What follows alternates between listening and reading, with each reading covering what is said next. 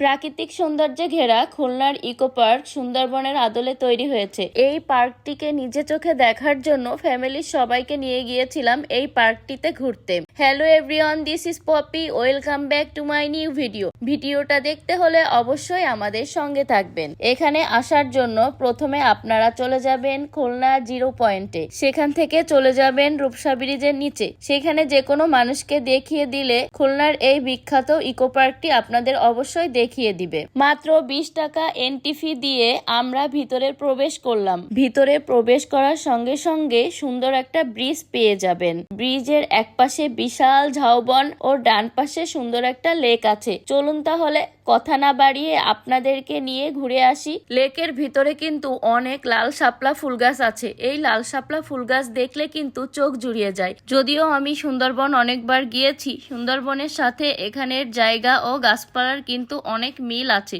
সুন্দরবনের সঙ্গে মিল রেখেই কিন্তু এই পার্কটাকে এভাবে সুন্দরভাবে সাজানো হয়েছে। সত্যি খুলনার ভিতর এত সুন্দর জায়গা আমি আগে কখনো দেখিনি। জায়গাটা এতটাই নিলিবিলি ছিল, অনেক ভালো লাগছিল। শাপলা ফুল দেখার পর অগ্নিলার আব্বুকে আমি বলছিলাম আমার এখান থেকে একটা শাপলা লাগবে। সে কিন্তু আমাকে এখান থেকে একটা শাপলা ফুল ছিঁড়ে দিয়েছিল। শাপলা ফুলটা পেয়ে কিন্তু আমি অনেক খুশি হয়েছিলাম, কারণ আমি নিজে চোখে কখনোই এত কাছ থেকে কোনো শাপলা ফুল দেখিনি। তারপর কিন্তু আমরা এভাবে সামনের দিকে এগিয়ে যাচ্ছিলাম। যতই সামনে যাচ্ছিলাম ততই কিন্তু খুব সুন্দর পরিবেশ দেখতে পাচ্ছিলাম। এই যে ঝাউবন দেখতে পাচ্ছেন, এই ঝাউবনে কিন্তু আপনারা চাইলে অনেক ছবি তুলতে পারেন, ভিডিও করতে পারেন। ঝাউবনটা ঘুরে ঘুরে দেখার পর যতই আমরা সামনের দিকে যাচ্ছি ততই যেন আমাদের চোখ জুড়াচ্ছে।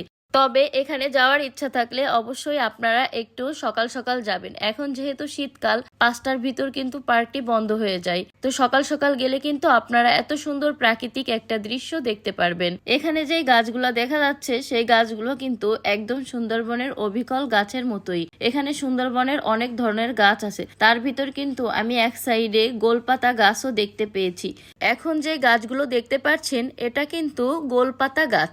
এই গোলপাতার গাছ দিয়ে 90 দশকের দিকে কিন্তু অনেক মানুষ বসতবাড়ি তৈরি করে বসবাস করত।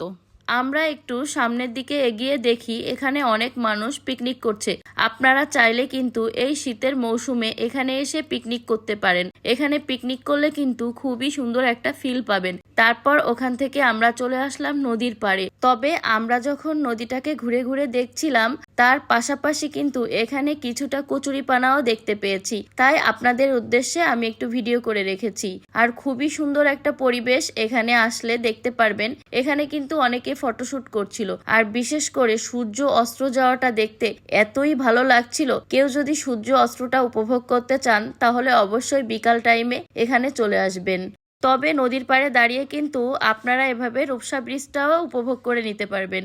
নদীর পাড়ে দাঁড়িয়ে কিন্তু রূপসা ব্রিজটা খুব ভালোভাবে দেখা যাচ্ছিল। অনেকে কিন্তু এখানে ড্রোন নিয়ে এসেছিল, ড্রোনের সাহায্যে অনেক ভিডিও করে নিচ্ছিল। আপনারা চাইলেও এ ধরনের ভিডিও, ফটোশুট সবকিছু করতে পারবেন। বাসায় যেতে ইচ্ছা না করলেও যে যেতে হবে, যেহেতু সন্ধ্যা হয়ে গিয়েছিল। তো আজ এ পর্যন্ত, দেখা হবে নেক্সট কোনো ভিডিওতে। ভালো থাকবেন, সুস্থ থাকবেন, পপিস লাইফস্টাইলের সাথেই থাকবেন। Good bye.